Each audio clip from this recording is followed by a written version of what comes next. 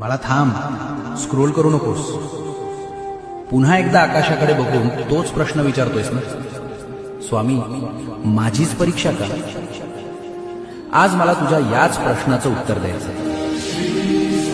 एक संकट संपत नाही तोवर दुसरं दारात उभं असतं.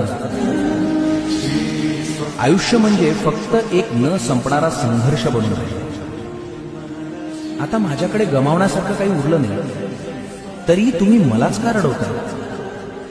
हा तुझा आक्रोश या बापाला ऐकू येत नाही असं वाटलं तुला? आता तुझी एकही परीक्षा होणार नाही. ती तुझी तयारी होती एका प्रचंड मोठ्या विजयाची.